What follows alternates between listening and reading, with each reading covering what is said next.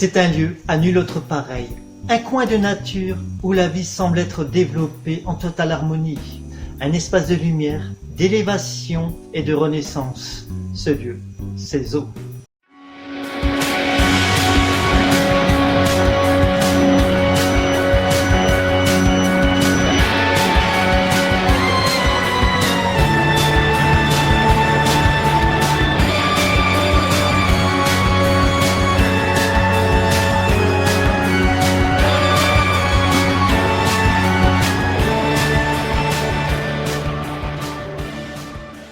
Zoo est une histoire en 3 tomes sortie chez les éditions Dupuis.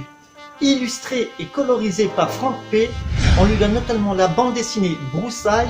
Il a été scénarisé par Philippe Bonifay qui a travaillé sur la bande dessinée Nessera.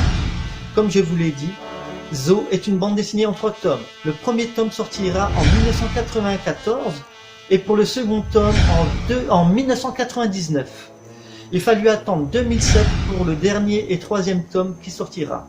Mais en 2012, l'intégrale sortira avec pas moins de 232 pages et des belles illustrations à la fin du livre.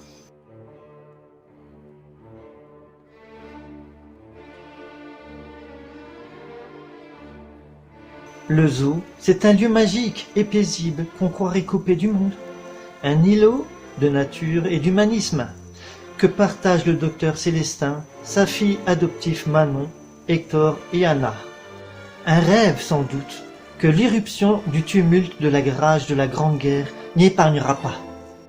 Tandis que Célestin est contraint de quitter les siens pour rejoindre le front, Manon, Hector et Anna luttent de toute leur force pour préserver coûte que coûte le zoo, malgré l'argent qui manque et la brutalité du monde qui les rattrape.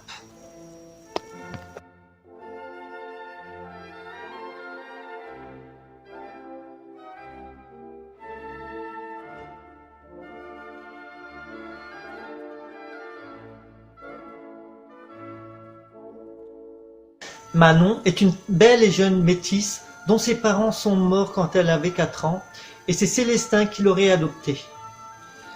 Elle est toujours souriante, elle est insouciante et espiègle, qui aime la vie.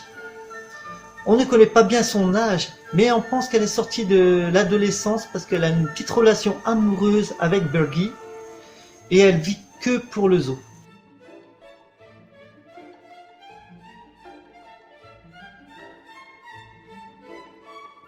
Célestin est un docteur en médecine passionné par les animaux. Il hérita d'une très grosse fortune et d'un grand et immense terrain parsemé de plusieurs bâtiments. C'est aussi et surtout un homme d'une extrême générosité qui est prêt à se sacrifier pour les autres.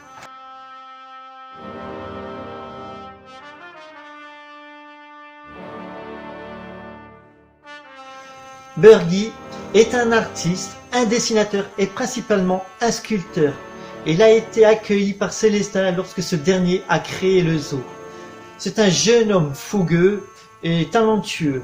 Et il s'est laissé séduire par les charmes de ce lieu ainsi que par les possibilités artistiques qu'il lui procure.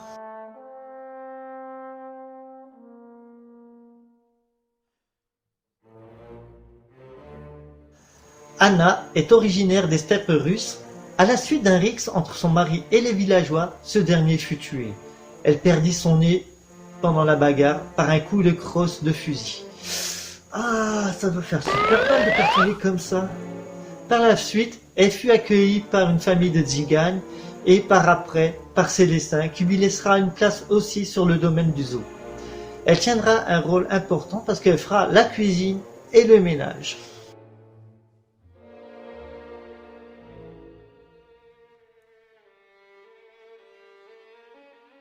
Mêlant des dessins onériques et des couleurs adoucies à la réalité sinistre du monde des années 1910, Zoo nous transporte dans un univers en marge du monde, où l'humanité nous montre sa meilleure facette, mais une fois sorti du zoo, c'est la réalité qui nous rattrape par la violence et l'effroi de la Grande Guerre.